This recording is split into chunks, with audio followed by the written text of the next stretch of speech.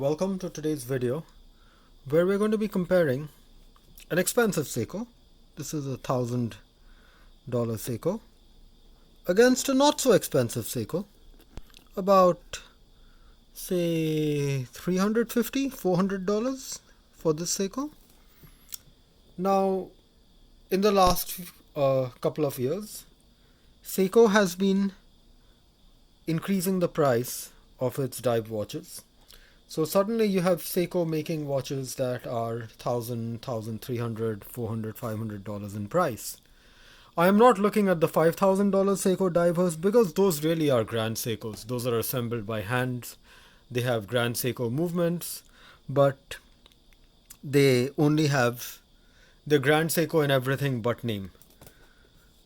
But these watches, these $1,000 Seikos, did not exist till 4–5 years ago. Of course, you've always had Marine Masters and some specialty Seikos that were always expensive.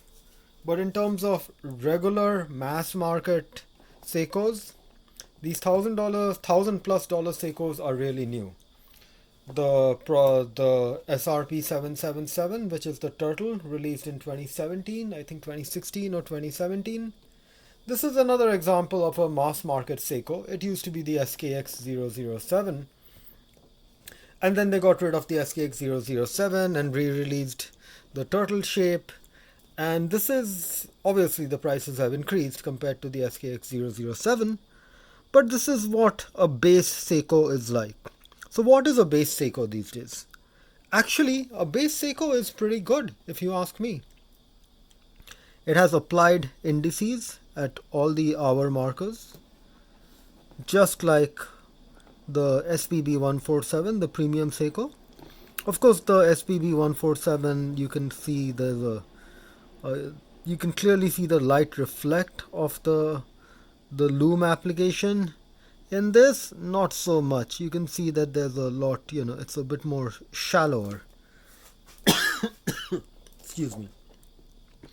The SPB 147 obviously has the spectacular sunburst brown dial, very exotic.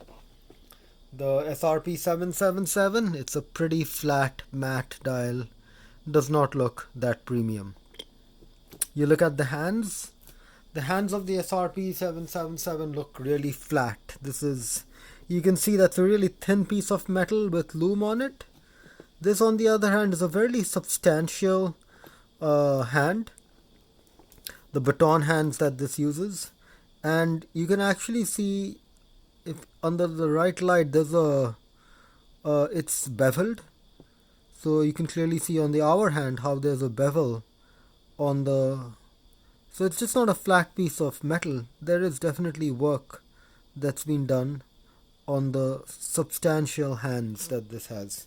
Similarly, the second hand, you can see, has a nice loom pip at the end. This has the more classic lollipop with the loom pip at the other end, just to weigh it out. There is obviously the obvious difference between the bezel. This is just a simple printed bezel. It's just, there's just paint and screen print on it, not very easy to scratch.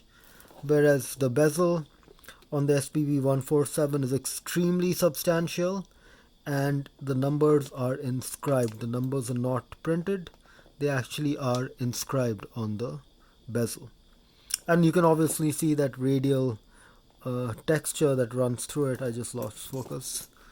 The radial texture that runs through across the bezel really makes that bezel look like a very classy bezel. It's a very substantial bezel. Obviously they're both stainless steel, but this is, maybe flimsy aluminum layer on top that's just stuck on. This extremely substantial. Obviously, if you go to the edge of the bezel, the coin edge bezel on this has sharp, clear markings. This, not so much. You can clearly see this is stamped, and it's, you know that these two, let's put them side by side. You can clearly see how the $1,000 watch has far better finish compared to say the $400 watch. Now let's look at the crown. The crown for many on the SPB 147 is a bit of a disappointment because it's not a signed crown. Neither is the crown on my SRP 777 signed. But you know, it's the one thing that this is definitely a much higher grade of finish. When you run your fingers on this, you can feel the sharp edge. This, you know, uh, not so refined. The Zaratsu polishing that they have in this one simple area, because it's just a flat brushed satin otherwise, extremely refined. The polishing on here, not so refined. This is a little smudged, so I need to clean it out.